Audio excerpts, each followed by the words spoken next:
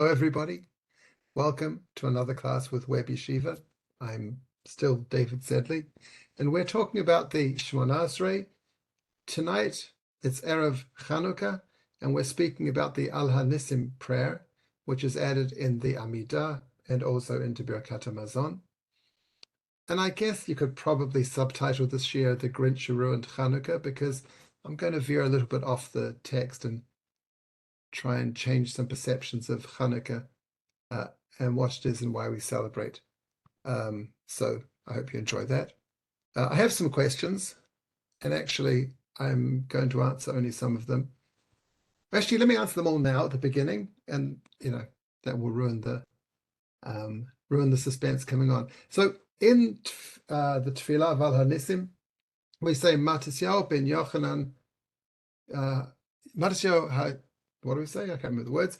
Hasmonean. Ovanav, right? I think I'm recording. The recording's in progress, yes. Hasmonean Ovanav.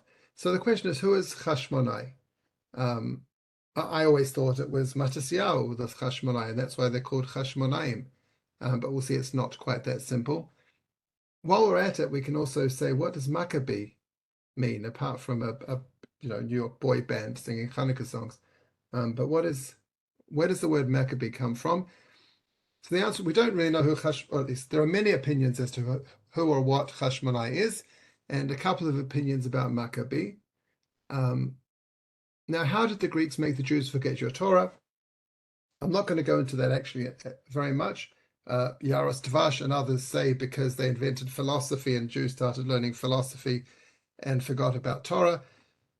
Sure, that's a very often heard trope in yeshivot. I don't particularly think that's what this means, or what the Greeks are talking about, or what Chochmei Yavanit is, so I'm not going to go into it, but that's certainly a possible approach. And also, why does the prayer go on so much about, when we talk about delivering the many into the hand of the few, I understand that is a miracle of, like the 6-Day War, when a small army defeated a large army. I get that. But why do I need to say there, Tmeim biad tahorim, the impure in the hands of the pure, or tzadikim biad rishaim, or zeidim biad oskei toratecha? What has the religiosity got to do with how well or not they win the war? Now, if I was joking, nowadays I'd say because the really religious people don't fight in the army, so it's still a miracle they managed to find an army altogether if they're all Haredim. But that's not the real answer. I think, and I didn't see this anywhere, but I'm still going to say it anyway. I did see one answer which says that tzaddikim aren't as good at fighting as rishaim, and therefore it's a bigger miracle to have the righteous doing the fighting. I'm not convinced by that.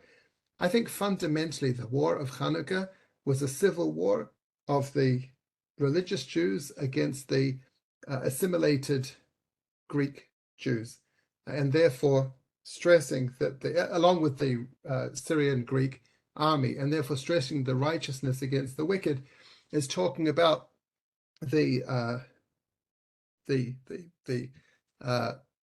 extremist Jews against the assimilated Jews.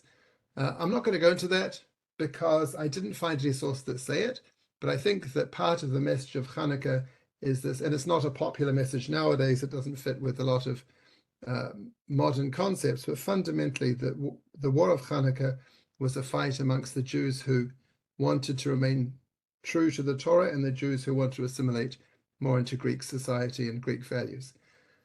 And then why does the prayer not mention that the menorah burned for 8 days? We light oil for 8 days because of the miracle of Chanukah, and it's lacking completely from the Siddur. And I'm going to say the answer is, I'll give a couple of other answers, but I think the the Siddur, Hanisim, was written at an earlier time than the Gemara, which talks about Megillat Ta'anit, which talk about the miracle of oil, and that there's two different stories happening in parallel at different times in Jewish history. Okay, I hope that was provocative enough as an introduction. Let's look at some of the sources and see where we end up. So for once, I'm not going to the Gemara and Megillah, but Masechet Sofrim is, I think, well, This is published at the end of in the set of Gemara, but it's really from the 7th century, so it's not the earliest necessarily. But it says, Omrim b'hodaya v'hodad pelaot v'tshuot kohanim asher azit b'im Matityahu ben Yochanan kohen gadol v'chashmonahu vanav. Right, the Masechet Sofrim talks about variations in the Torah and how to write a Sefer Torah, or Megillah and Mezuzah and Tefillin. And anyway, in passing, it says that we say a thanksgiving, and we say give thanks for the wonders and the miracles of the Kohanim that you did in the time of Matityahu ben Yochanan Kohen Gadol and Hasmonean and his sons, which is the first mention, I think, of the Al Hanisim prayer that we have. Okay, so the words of the bracha. Now, the first bit, Al Hanisim, we say both for Chanukah and for Purim. I'm going to give a pre-Purim share on the other Al Hanisim, so I'm going to leave this mainly for March. Al Hanisim v'ala porkan v'ala kavod v'ala tshuot v'ala milchamot she'asita lavotenu b'yamim hahem b'zman hazeh. We thank you for the miracles, for the redemption, for the mighty deeds, deliverances, the wars you performed for our fathers in those days at this season. I'm not going to explain that, but let's look closely at the words of Al Hanisim for Chanukah. B'imei Matityahu ben Yochanan Kohen Gadol, in the days of Matityahu, the son of Yochanan, the Kohen Gadol. So already we don't know, was Matityahu the Kohen Gadol, or was Yochanan the Kohen Gadol? Unclear. Hasmonehu vanav, right? The Hasmonean and his sons. Now, is Yochanan the Kohen Gadol the Hasmonai? Is Matityahu the Hasmonai? Is Hasmonai somebody else? Right? And if we look back in the Masechet Sofrim, it sounded like, right, Matityahu ben Yochanan Gadol v'Hashmonehu vanav. It sounds like that's a different person altogether. When the wicked Greek empire stood against your people Israel, I'm not going to go into the history here, but after the death of Alexander, the Greek kingdom was split into three. There were the Greek Greeks, the Syrian Greeks, and the Egyptian Greeks, and we're talking here about the Syrian Greeks who were attacking Israel at the time of the Greek exile, which wasn't an exile because we remained in Israel. So they came, Lashkicham Toratecha v'laviram michukei ratzonecha. Their goal was to make the Jews forget the Torah and to move the Jews away from the laws of your will.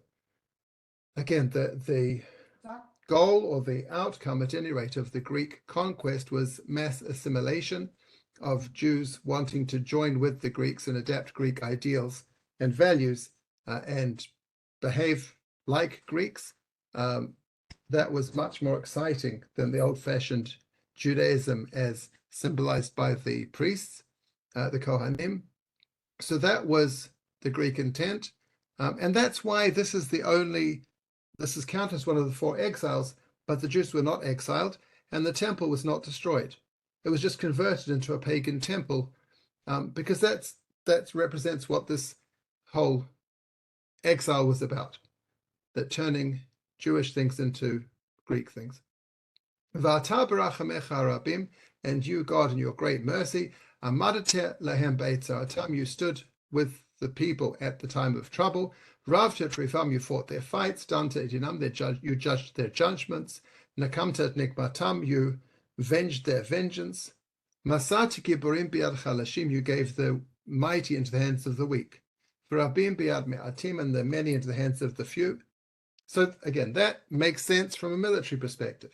That was a miracle. And then Tmeim biad tahorim, the impure into the hands of the pure. Now, the concept of pure and impure doesn't really apply to non-Jews in this sense. So I think it means the impure Jews in the hands of the pure Jews. Or Rishayim biad tzadikim, the wicked in the hands of the righteous. Again, wicked and righteous are really terms applied primarily to Jews. Zeidim biad oskei toratecha, and the willful sinners in the hands of those who were involved in your Torah. So I think this is describing a civil war. And you, God, made for yourself a great name, a holy name in your world. And for your people Israel, you salvation, great salvation and redemption like this day. So from God's perspective, this victory was a Kiddush Hashem, and from the Jewish perspective, from our perspective, it was a salvation. Va'achar ken, afterwards, ba'u vanecha ledvir beitecha, your children came into the temple. Ufinu et heichalecha, they emptied all the pagan items that were inside the temple. V'tiharu et mikdashecha, they purified your temple. V'idliku nerot b'chatzot kodshecha, and they lit the candles in your holy courtyard. V'kavu, right? It doesn't say anything about the oil, 1 day, 8 days, impure. They lit the candles. V'kavu shmonot yemei Chanukah elu, and they fixed these 8 days of Chanukah, leodot ulhalel shimcha gadol, for thanksgiving, praise for your great name. Now you may say to me, it's clear to me that in Hanisim we're talking about a military victory which ended in a defeat of the Greeks by the Kohanim, who then went and rededicated the temple. And Chanukah means dedication because they dedicated the temple. No mention of the miracle of the oil. And you may say, if there's no oil, then why do we have 8 days? Great question. Hold on to your hat. Hopefully we'll get an answer to that one. So let's just take a step back. Who wrote Hanisim? If the Amidah was written by the men of the Great Assembly at the beginning of the Second Temple period, clearly they did not write Hanisim because Hanisim happened toward the middle of second half of the Second Temple period, when there were no longer any men of the Great Assembly. Maybe I saw one opinion that says Mattatyahu was the youngest son of Shimon HaTzadik. I don't know if there's any evidence for that. I only found it in one place. But Shimon HaTzadik was the last of the men of the Great Assembly. So clearly the men of the Great Assembly did not write Hanisim. So either it was written, now who wrote it? I don't have an answer, but either it was written by the Hasmonean themselves at the time of the victory after they won the war, or it was written later as part of the transition from temple to synagogue. So I saw a suggestion that Yochanan ben Zakkai perhaps composed Hanisim. He made several other decrees after the he was the transition from he was at the time in Jerusalem just before the destruction, moved the center of Judaism to Yavne, and established several practices to remind us of the temple. It's possible that he instituted Hanisim. We don't have any earlier sources. There's nothing in Tanakh, obviously, about this because this happened after Tanakh, after the closing of the canon, the canonization of Tanakh, and anything that would come, anything in the Mishnah, which there isn't, and virtually nothing in the Mishnah about Chanukah, but that is already 200 years later. So there's a gap of 350 years at least in the records of when it could have been written. I don't have an answer, but I think it was both later than the men of the Great Assembly and earlier than the Talmud. So I don't know what the Sefaria describes the Hanisim prayer. And it says the current text of Hanisim is taken from the Siddur of Amram Gaon, right? And he died in 875. And the Siddur of Rasadia Gaon, who died in 942. It is now in the Siddur, both the Amidah and Birkat HaMazon, and it is said daily during Chanukah and Purim and Yom HaTzmaut. Well, that's according to some opinions, both which there are versions, saying the prayer is also mentioned about Achai Gaon in the Shiltot, who lived around 750 CE. So the earliest record we have of Hanisim is the 8th century. And the version that we have is the 9th century or 10th century even, which is a long way to go. We have most of the other prayers are more somehow worded or partly worded earlier than that. Now there is mention of Hanisim in the Gemara, which is 500 CE, but not the specific nusach. The concept of Hanisim is there, but not the specific wording, as we will see. So the Tosefta in Brachot says, for example, Tosefta is 3rd century. Kol she'en bo musaf kegon Chanukah Purim. So any day that doesn't have a musaf prayer, meaning it's not a festival, it's not Rosh Chodesh, but like Chanukah, Purim. So Arvit, Shachrit, Mincha, Min Palel, Shemoneh, Esrei. Morning, evening, and night you pray the Shemoneh Esrei. Va'omer me'ein ha'menorah b'hoda'ah, and you include some mention of the event in the bracha of Modim. V'im lo amar me'ein ha'menorah, ein machzirin oto, and if you left out that mention, you don't have to repeat the Amidah. So there is a concept already from at least the 3rd century of mentioning Chanukah, but not necessarily the text that we have. Masechet Sofrim, So, which I started with. Here's the longer version. So we say in the Modim Brach, we say Hadata Pelaot Shuot Kohanim Asher Asiti B'Matio Ben Yochanan Kohen Gadol VeChashmoneah Vanav, right? Which is not anything like our version of Al Hanisim. V'kein asa imanu Hashem Elokeinu v'Elokei Avosenu Nisim v'Niflaot, and similarly God did many miracles for us. V'nodeh l'shimcha lenetzach, and we should give thanks to your name forever. Baruch atah Hashem hatov v'nisim.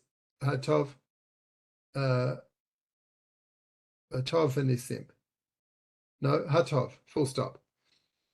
V'nisim Mordechai v'Esther mazkirin otam b'hodaya. You also mentioned the miracles of Mordechai and Esther in the Modim. V'shneihem nizkirin b'Birkat HaMazon. You also mentioned them in Birkat HaMazon. So we have the concept of Al Hanisim, but not the wording of Al Hanisim. I'm going to take a little side tour with the question of, do we say Al Hanisim and Musaf? Right? It was very clear in the Braita that you say it at Mariv, Shachrit, and Mincha. Now Musaf, if let's say it's Rosh Chodesh, which is always Rosh Chodesh during Chanukah, or Shabbat, there's always a Shabbat during Chanukah, we have a Musaf prayer. Musaf is not connected to Chanukah. We're saying it because it's Shabbat or because it's Rosh Chodesh. So should we or should we not say Al Hanisim in the Musaf prayer? I know I've gone off from the Siddur, but anyway. The Gemara Shabbat has it as a question. Ibailahu, they asked the following question. Mahu lazkir shel Chanukah b'musafin. Should we mention Chanukah in Musaf? Here are the two sides of the argument. Kaven to late by Musaf b'didei, since it's not a festival that has its own Musaf, right? We're not saying Musaf because it's Chanukah. So lomad kirinan, then we shouldn't say it. Musaf is coming. We're saying Musaf because it's Shabbat or Rosh Chodesh, not because of Chanukah, and therefore we shouldn't say it. Or Dilma, or perhaps Yomhu shachayv ba'arba tefilot, that we have an obligation to mention Chanukah every time we pray. And it happens to be this day has 4 prayer services, so we should say it in all 4 prayer services. So Rav Huna for Rav Yehuda, Damri Taveo Eino Maskir. 2 rabbis, Rav Huna and Rav Huda, say we do not mention Al Hanisim in Musaf, and Rav Nachman of Rabbi Yochanan, Damri Taveo Maskir, and Rav Nachman of Rabbi Yochanan say that we do say Al Hanisim in Musaf. And the Gemara then goes into their different opinions and challenges them, and it ends up late hilchata kekol hanishmaisa. The halacha is not like any of those arguments or refutations.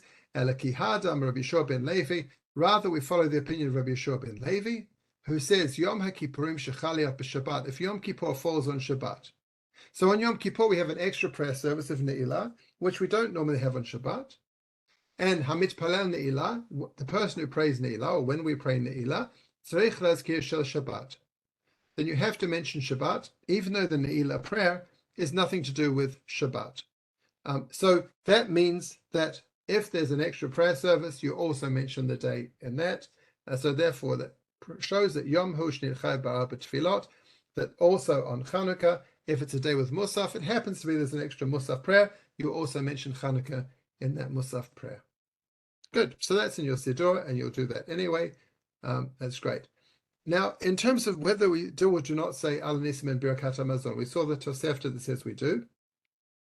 There is a machloket between the Bavli and the Yerushalmi of whether you must or you may. So the Gemara, the Bavli says, they ask the following question. Mahu lazkir shel Chanukah b'Birkat HaMazon. Should we include Chanukah in Birkat HaMazon? Since it's a rabbinic festival, we don't mention it. It's not on the same level as Shabbat or Rosh Chodesh or a festival. Or maybe we should include it because there's a mitzvah to publicize the miracle of Chanukah, and we're therefore madkirin, and we should mention also in Birkat HaMazon, in benching. Amarav Sechora, Amarav Huna, so these rabbis said, Eino maskir, no, don't say Al Hanisim in Birkat HaMazon. However, V'im Ba'al Laskir, if you do want to say it for some reason, Maskir B'Hoda'ah, you include it in the blessing of Nodeh Lecha, blessing of thanksgiving. And Rav Huna Bar Yehuda Iklai Lebei Rava, so Rav Huna Bar Yehuda went to Rava's base midrash. Savel Adkoi B'Bonei Yerushalayim, he wanted to say Al Hanisim in the bracha of rebuilding Jerusalem. Amalo Rav Sheshet Ketfila, Rav Sheshet said, no, we do it like we do in the prayer service. Matfila B'Hoda'ah, Af Birkat HaMazon B'Hoda'ah, just as in the Amidah we say Al Hanisim in the Modim prayer, so too in Birkat HaMazon we say it in the Modim, in the Hoda'ah prayer. So the Bavli is fairly lukewarm about saying Al Hanisim in Birkat HaMazon. The halach is that we do say it, but we don't say it in Al HaMechia, right? In the Me'in Shalosh, the blessing that we say after having wine or fruits of the land of Israel or mizonot, we don't include Chanukah there, whereas we do include the Torah festivals. So that's kind of a reminder that the Bavli is not convinced about Birkat HaMazon and Al Hanisim. The Yerushalmi says the opposite. Shimon bar Ba b'shem Rabbi Yochanan, Shimon bar Abba says in the name of Rabbi Yochanan, Safek hizkir shel Rosh Chodesh, Safek lo hizkir. If you are saying Birkat HaMazon and you don't remember if you said the Yalev V'Yavo for Rosh Chodesh, so ein machzirin oto, don't repeat Birkat HaMazon. Eshkach Tani or Palik. However, there was an alternative opinion or disagreeing opinion which says Kol Yom Sheish Bo Korban Musaf, every day that has a Musaf sacrifice, Kagon Rosh Chodesh v'Chol HaMoed, like Rosh Chodesh and Chol HaMoed, Tzarich Lazkir Mein HaMenorah. You have to include a mention of that special day. V'im lo hizkir, and if you didn't mention it, machzerin oto, you have to go back and say it again. V'chol she'ein bo korban musaf, and any festival that does not have a musaf sacrifice, Kagon Chanukah or Purim, like Chanukah or Purim, Tzarich Lazkir, you do have to mention them in Birkat HaMazon Mein HaMenorah. V'im lo hizkir ein machzerin oto, but if you forgot to mention it, you don't have to repeat Birkat HaMazon. So the Bavli said you can say it if you want, but if you don't, that's fine. The Yerushalmi says you must say it, but if you forgot, you don't have to repeat it. And the halacha is like the Yerushalmi. Now, why don't we mention the miracle of the oil in Al Hanisim? If you ask anybody why we celebrate Chanukah, they'll say because the one day of oil, one cruise of oil, and that's the only time they'll ever use the word cruise unless they're going on a ship. The one cruise of oil lasted miraculously for 8 days. That's the miracle of Chanukah. It's very surprising then that we don't find it at all in Al Hanisim, which is the prayer about Chanukah. And if we look in the Gemara, right, the Gemara begins, My Chanukah, what is Chanukah? And it quotes from Masechet Tanit, but my Chanukah, the Tana Rabbanan, it's taught in a Braita, Bekafe Bekislev Yomei de Chanukah Timnai Inu. Beginning on the 25th of Kislev, there are 8 days of Chanukah. Telole misbed be'onut rolit anot behem, you may not eulogize on those 8 days, you may not fast on those days. Why? When the Greeks entered the temple, Tim'u kol hashmanim shebehechal, they made all the oil in the temple impure. When the house of Hasmonean, kingdom of Hasmonean, overpowered them and defeated them, they looked and they only found one container of oil, which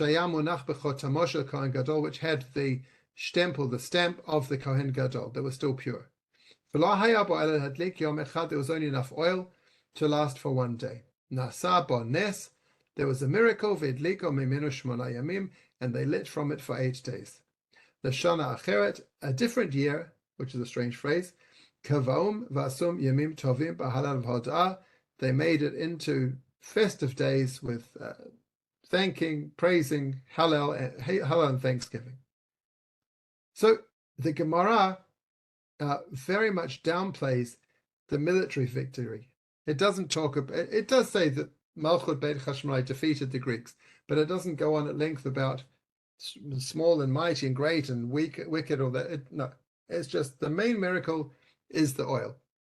That's from the Gemara in quoting Megillat Ta'anit, so that is probably the 2nd century CE, approximately. Now, I saw this on a website that was quoting Rav Aviner, who quoted Rav Kanievsky, so I don't have a source for it, but I took the words there, and anyway, this is what he says.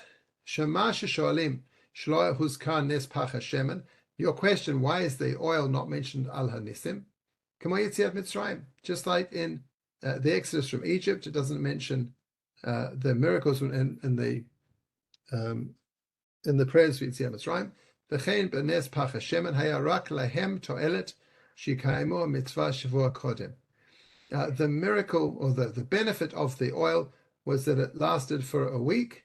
That's why we say, for the sake of Israel, we did it like this day. Meaning,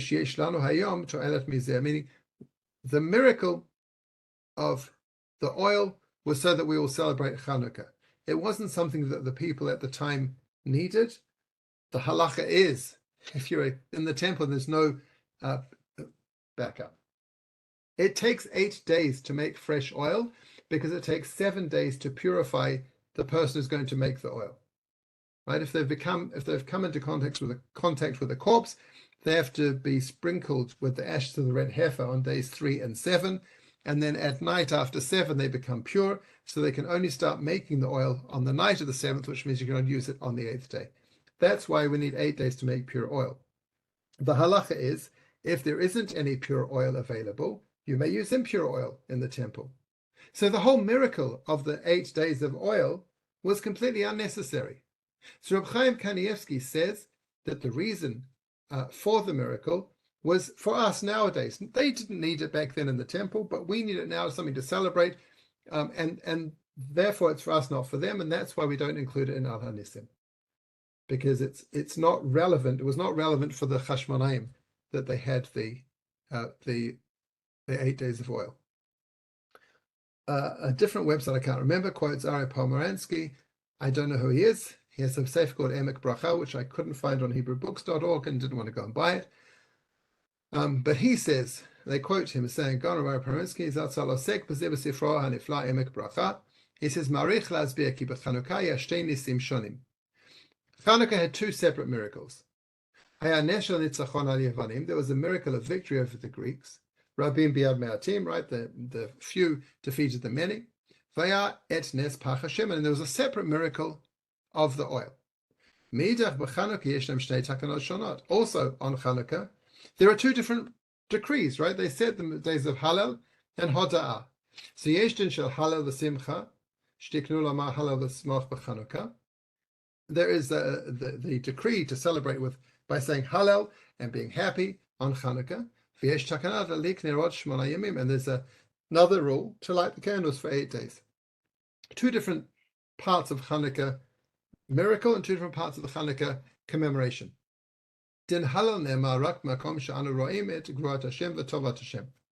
We say Hallel when we see God's might, God's goodness. Klamar rak al davar she'Hashem asa davar shu me'al hateva, when God does something supernatural. In that way you can see directly God's strength. That's when we say Hallel, when we see a clear miracle from God. Many times God helps us, and we don't say Hallel. And the reason is, if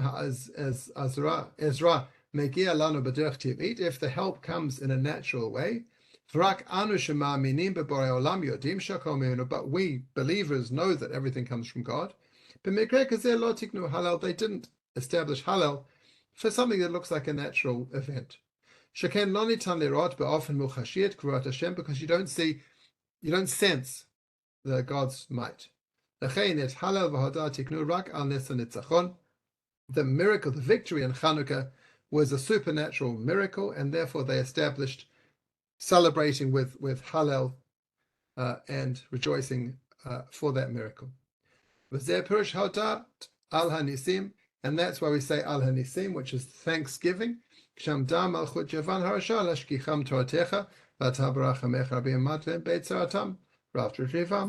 Right? That God, you defeated the Greeks, allowed the Hasmonean to defeat the Greeks. It wasn't a natural victory. You gave the strong to the hands of the weak and the many into the hands of the few. So it was clearly a miraculous victory.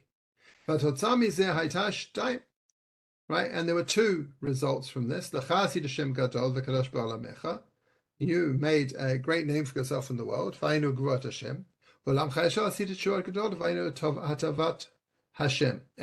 Jews were saved. So that's the goodness of God. So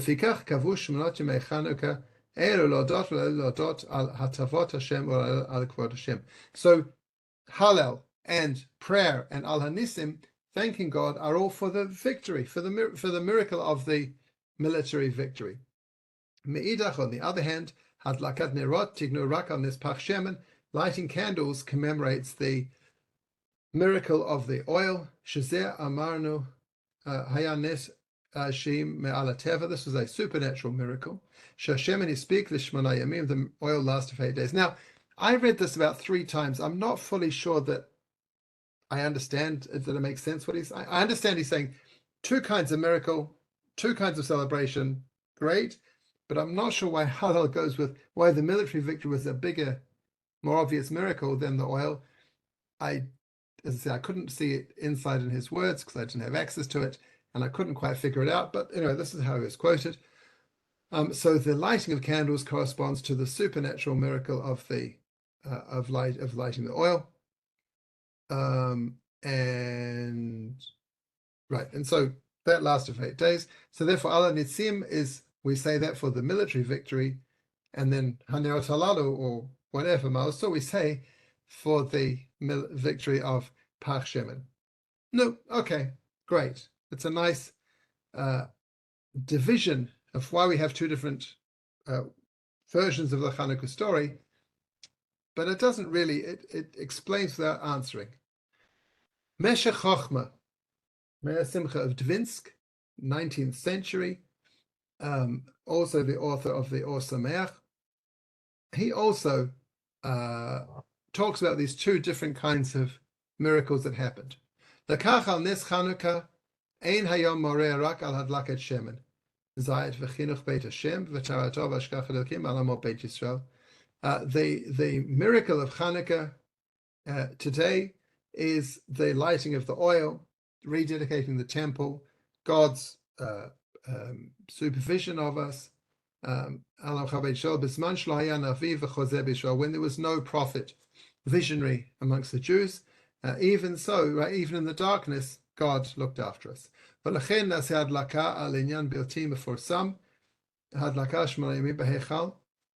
therefore, we light nowadays to remember the miracle that happened in the temple. Most people didn't see it. It wasn't a well-known thing.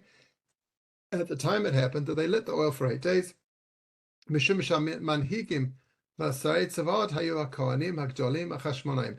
the leaders then, and the military leaders were the Kohanim, or the Kohen Gadols, the Hasmonean,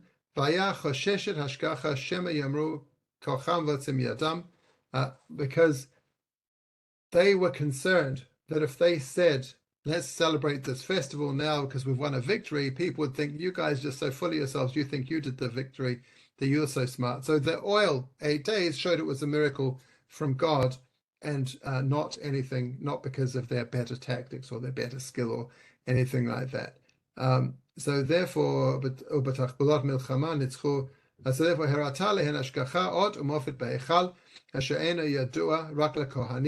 so God showed them a miracle that only the Kohanim would have seen this miracle, right? Because the menorah is lit inside the closed part of the Kodesh, so no Yisrael would have seen the oil burning, only the Kohanim, and it was to show them, to show them that the miracle was done by God. Don't think you guys are so smart and so clever at fighting wars. It was all God. And God watches over them in a supernatural way. Right? There's no prophet telling them that it was God, so God showed them a miracle of the oil to remind them it was God. Okay, those are the from answers. If I have time, I'm going to come back to my answer afterwards. I want to talk about who is Hasmonean. So Natav Benar says, B'Siddur Avodat Yisrael, page 101 of the Siddur Avodat Yisrael, he says, Yesh Safek im hu musav al Mattiyahu or al Yochanan. It's unclear whether the word Hasmonean refers to Mattiyahu or to Yochanan. Well, if you're Rambam P'tichato Mishnah Perek in the Rambam's introduction to the Mishnah, HaTorah Kohen Gadol Musav al Mattiyahu, it's clear that Matatiyahu is the Kohen Gadol. Now, we'll see that source in a minute, and I'm not sure it's clear to me like that, but anyway. V'cheinu b'ma'amar Yerushalmi v'ilmedenu, and it says similarly in the Yerushalmi and in the Yalkut Shemoneh, Midrash Tanchuma, sorry. Shehetik Even Yarchi b'Hilchot Chanukah, that Even Yarchi, who is, I think, a Provençal rabbi, medieval, I don't remember his years, he writes in Midrash Chanukah. So they're saying that the Kohen Gadol is Matatiyahu and he's the Hasmonean. Avalav Meiri b'tichatol Masechet Avot, but Meiri wrote a commentary on Masechet Avot, also a Provençal rabbi, medieval, and he says, K'tav ki Yochanan Kohen Gadol shever Hagat HaMaaser. It refers to Yochanan Kohen Gadol, who's mentioned in Masechet Maaser Sheni, who aviv shel Matatiyahu Hasmonean. He is the father of Matatiyahu Hasmonean. So we should read it as Matatiyahu ben Yochanan Kohen Gadol. So Matatiyahu is the son of Matatiyahu is the son of Yochanan Kohen Gadol, and then Hasmonean Vanav. Hasmonean goes back on Matatiyahu. He's the Hasmonean. V'im ken musav Torah al Yochanan. V'ken ketav ba Yisrael olam. Sorry, then the Hasmonean is also going on Yochanan. Sorry, not what I just said. Matatiyahu, who is the son of Yochanan Kohen Gadol Hasmonean. We don't know what the word Hasmonean means. Let's start with that. So maybe it means they're from the town of Chashmon, and the Hasmonean. The ending of I. It's not Hashmonai, right? It's Aleph Yud. It's not Hashmonai, but it's Hashmonai, like Ganai or Banai. When you have the Aleph Yud read as an I sound, that normally means that someone's profession. A Ganai is a gardener, but Banai is a builder. A Shammai is an assessor. So Hashmonai should be somebody who does Chashmon, but we don't know what Chashmon is. So perhaps it's a place, because in Yehoshua we find there's a place, Chatzer Gerev Chashmon, or Beit Palat, there's a place called Chashmon. Maybe they're from there. Similarly in Bamidbar, it says V'yisom, this is a place. So Yehoshua is a place in Israel. In Bamidbar, it's a place in the Sinai Desert. V'yisom mimatka v'yachanu b'Chashmona.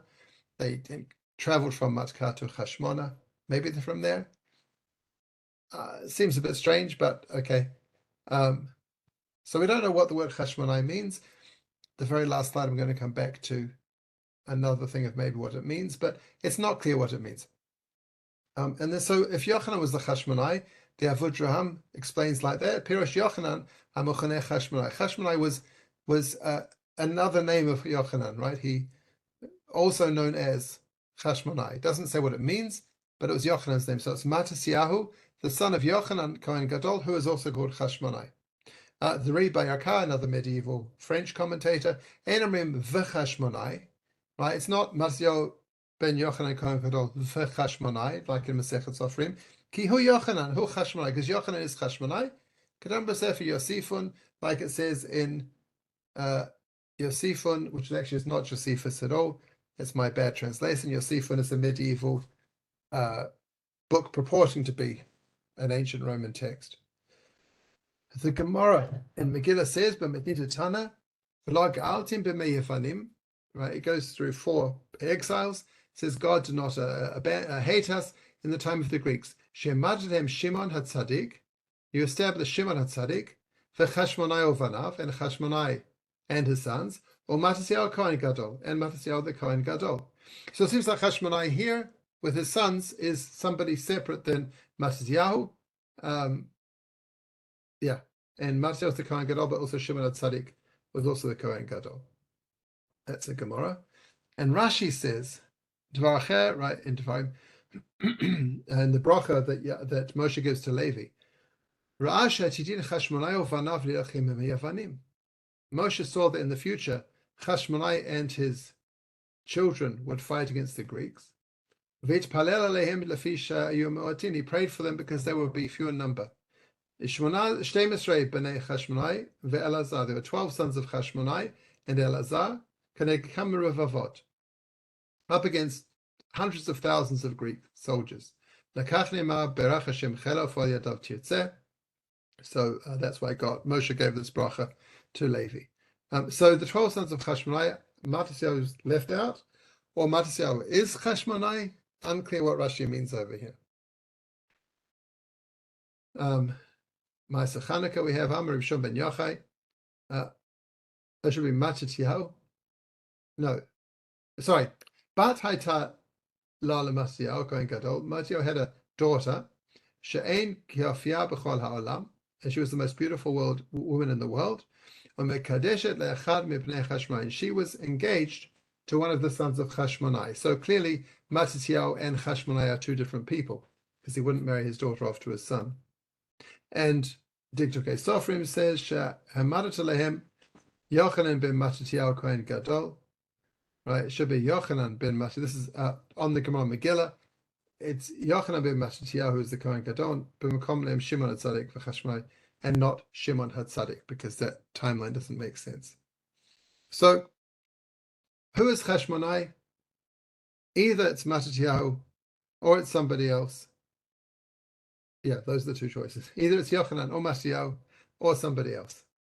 Now, this is what Josephus says. Let's just look here.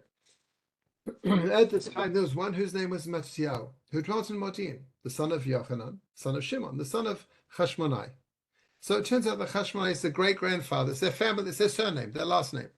Right, a priest of the order of Yorav and the citizen of Jerusalem. He had 5 sons: Yochanan, called Gadus; Shimon, called Mattas; Yehuda, called Maccabeus; Elazar, called Oren; and Yonatan. So Yehuda, for some reason, is called Maccabeus, according to Josephus. All these names, I don't know why any of these names mean anything. But so when we say Judah, Maccabee, that's his nom de guerre. Now this Matziyahu lamented to his children the sad state of their affairs, and the ravage made in the city, and the plundering of the temple, and the calamities the multitude were under. And he told them it was better for them to die for the laws of their country than to live so ingloriously as they then did.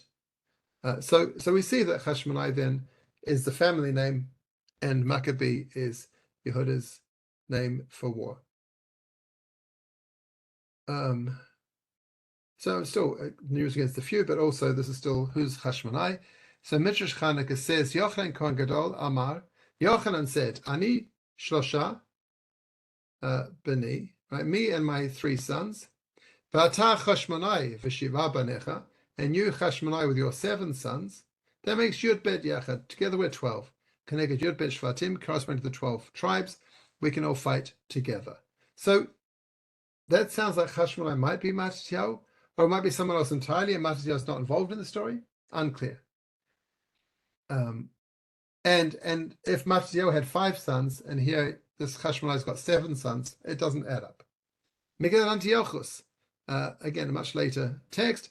Achrei ken yatzu chamisha b'nei Matziyahu. Afterwards, the 5 sons of Matziyahu, Yochanan v'arba echav. Yochanan has 4 brothers. V'yilechamu ba'amim v'yargum behem hereg rav. He fought against them and killed many of them. V'yagashum le'ayam, kicked them out to the foreign parts. Ki betchu belokei hashamayim, because he trusted the Lord of heaven. So here it seems that Matziyahu is the main person in the story, as opposed to in the previous version. And who was Yochanan Kohen Gadol? So the Rambam says, as had been mentioned earlier, Yochanan Kohen Gadol, v'hu Yochanan ben Matziyahu, Yochanan the son of Matziyahu, Hanisim b'tefilot b'milchamot Melchei Yavan, mentioned in davening, in the prayers, and the wars against the Greeks. So here Yochanan is the son of Matziyahu, whereas our tefillah says Matziyahu is the son of Yochanan. So presumably there were 2 that Matziyahu named his son after his father. which is what it says over here. Beno Mattiyahu, Kmosh Nizkar b'Tfilot, right? His son is Mattiyahu. Matu ben Yochanan Kohen Gadol Hasmonean. V'tonama Yochanan Shnikra Hasmonean. Yochanan, who's called Hasmonean, Vaya Aviv Shel Mattiyahu. He was the father of Mattiyahu. V'chein b'Yisod Olam, v'chein Per Kamat Megillah.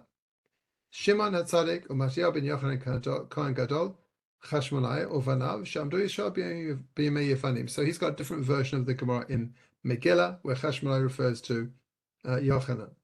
Perek Yesh Nochlim Nireh Shaya b'Yemei Yanai Hu v'Beno Kshehekdishu Nechasav v'Zeh Tema. In Bava Batra, it seems they lived in the time of Yanai. That doesn't make any sense because they lived 100 years earlier than Yanai. And just to finish up the story, Torah Rishonim, Acharon Me'achim Hashmonaim, the last of the 5 sons of the Hashmonaim, we're assuming now this is the 5 sons of Mattiyahu, is Shimon. Acharei Asher Zachar Lirot Memshala Kavua B'Yehuda. Shimon was the last Hashmonai, and he merited to see the Jews restored to their kingdom. He became the first king after this Greek exile, which of course was his downfall because he's a Kohen and should not have been the king. They complete victory over the enemy. When he reached the pinnacle of happiness, and everyone voted to make the Hasmonean into the leaders, to make him the leader and to make it inherited to his children forever. Nafal Chalal Tachet Yad Ben Afel, he was killed by a terrorist. Al Kiso Yashav Beno Yochanan Horkanes. So then his son Yochanan Horkanes took over from him. You see already his son Yochanan has a Greek name of Horkanes. Ayador B'Shem Yochanan Kohen Gadol is known as Yochanan Kohen Gadol. And only one generation after that, we have Aristobulus and Hyrcanus, the 2 grandsons of Shimon, fighting out who's going to be in charge, which leads to the destruction of the temple by, Herod taking over and the destruction by the Romans. Okay, so the same thing over here. I'm going to skip all this. Very quickly, what does Maccabee mean? Because I'm running out of time. So Shnei Yochanan Hayu, he says there were 2. This is Siddur also Tefillah, a commentary on the prayer on the Siddur. There were 2 Yochanans. Echad Aviv Shel Mattiyahu Kohen Gadol, v'hu haya tzadik gamur mirosh v'ad sof. Mattiyahu's father was called Yochanan, and he was completely righteous from beginning to end. Mattiyahu haya lo ben hanikra Shimon. Mattiyahu had a son called Shimon. V'Shimon haya lo ben hanikra Yochanan b'shem avi aviv. And Shimon had a son called Yochanan, named after his grandfather, a great grandfather. V'Yochanan zeh haya lo ben hanikra Yanai, and Yochanan had a son called Yanai, Alexander Yanis. V'Yochanan hasheni nechlekua Abaye for Rava, and Abaye and Rava argue about whether the second Yochanan was good or bad. Abaye sav hu Yanai hu Yochanan v'haya rasha me'ikaro. Abaye says that Yanai and Yochanan are the same person or are equivalent, and therefore Yochanan was bad from the beginning. V'alav amru shara Yochanan kohen gadol shimesh b'kehuna gadola shmonim shana v'lo sofna tzaddoki. About him, it says he served for 80 years as Kohen Gadol and then became a Sadducee. For Rava Sava de Gam Yochanan Shnei Haya Tzadik Mikaro, whereas Rava says that the second Yochanan was also a tzaddik his whole life. Elisha Beno Hanikra Yanai Hu Haya Rasha Mikro, but his son Yanai was wicked. Okay, there's a lot of names there, a lot of family trees, a bit confusing. Basically, it's unclear who Hasmonean is, and who Yochanan is, and even who Mattiyahu is. And wait, I just did that twice. I don't know why that is there again. Because I meant to say, oh yeah, sorry, ignore the English. That's what I meant to say. Hasmonean, Ilo Hashem Chashivotam. They're called Hasmonean because they're important. We'll see that soon. Or Banav Hayu Kotfim al Tiklam Tevad Maccabee says that this is not the Vilna Gaon, is it? This is the. I think it's a mistake. I think there's also the Siddur, Otzot Tefillot. They would write on their flags the word Maccabee. Some say this is the abbreviation acronym for the phrase, who is like you amongst gods, God. V'yesh omrim shu Notrikon Mattiyahu Kohen ben Yochanan. Others say it's an acronym for Mattiyahu the Kohen, son of Yochanan.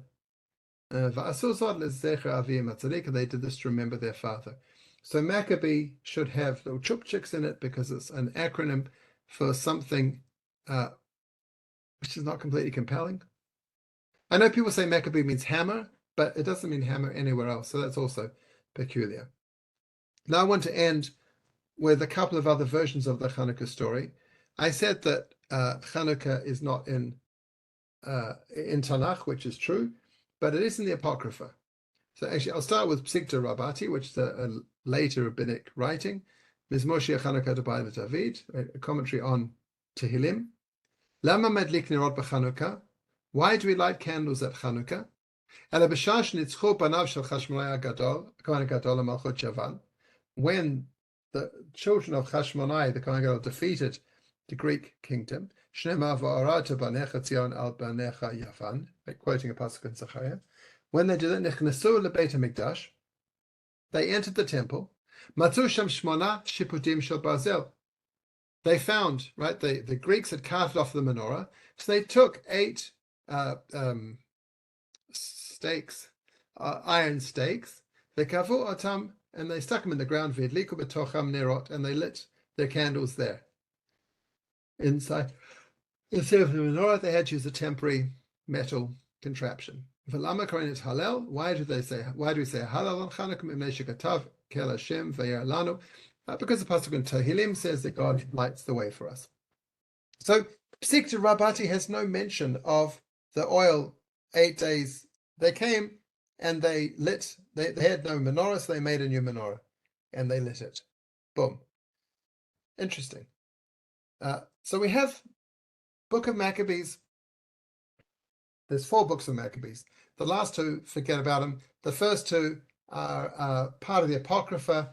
The Catholics have it in their Bible, the Protestants don't. The Jews definitely don't. They're written in Greek, not in Hebrew, and unclear how authoritative they are. But anyway, this is a different version, probably earlier than the Mishnah and the Talmud. So I'm going to read the English, actually, because they're from the Greek. Then Judas appointed certain men to fight against those who were in the fortress until he had cleansed the sanctuary. In other words, after he has defeated the Greeks, he comes to the temple and he gets people to start cleaning up, purifying the temple. So he chose priests of blameless conversation, such as had pleasure in the law, who cleanse the sanctuary and bear out the defiled stones into an unclean place. Right? They took away all the impure stuff, and when, as they consulted what to do with the altar of burnt offerings, which was profaned, right? The altar now, what do they do with that? They thought it best to pull it down, lest there should be a reproach to them, because the heathen had defiled it, wherefore they pulled it down. Knock it out, take away the temple, take away everything the Greeks have used.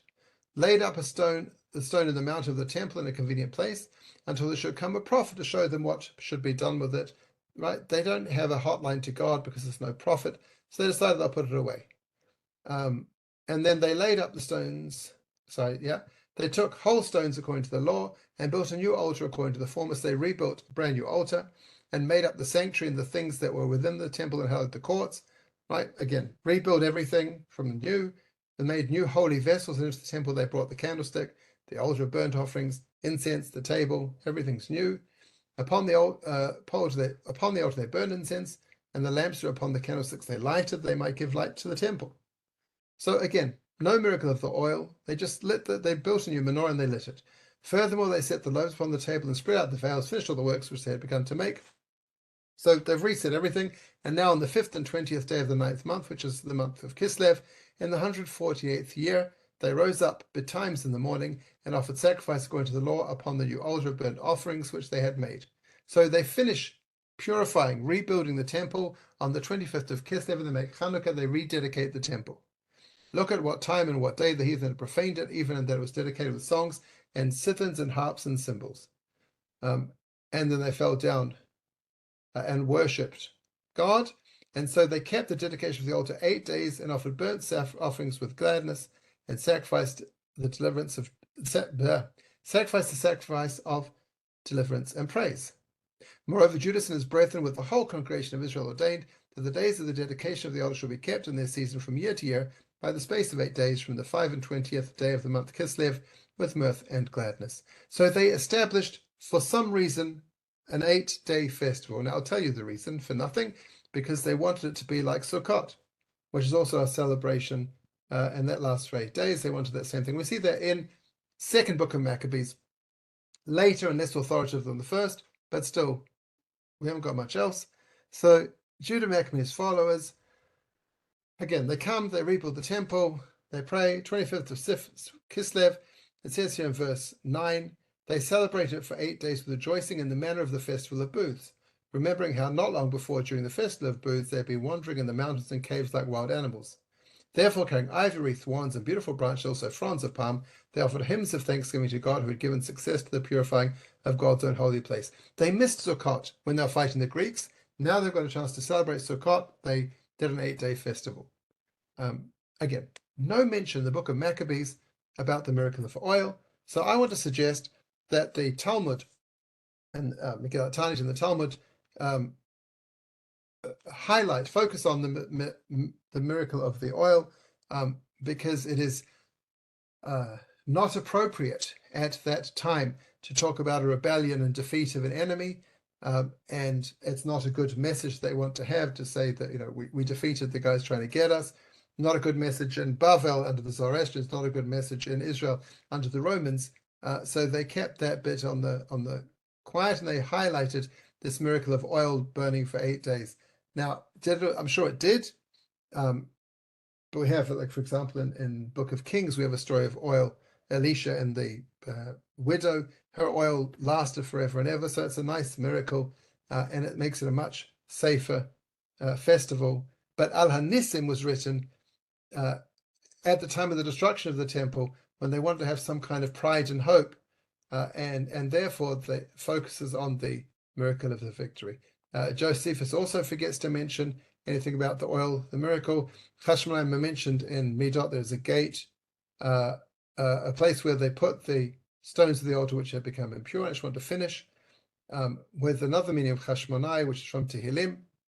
It says, Yatayu Hashmanim, meaning Mitzrayim. Nobles shall come out of Egypt. Kush teritz yadav le'elokim. Ethiopia stretched out her hand to God. Memechut haaretz shiru le'elokim. All the nations of the world will sing to God. Zamru Hashem, Selah, sing to God, Selah. So here, Hashmanim means important ones, or nobles, or important people, and they are going to come to celebrate God along with all the other nations of the world. So Hashmonaim might mean a title meaning, you know, a noble, or a duke, or an earl, or something like that. That's it. Have a wonderful, happy Chanukah.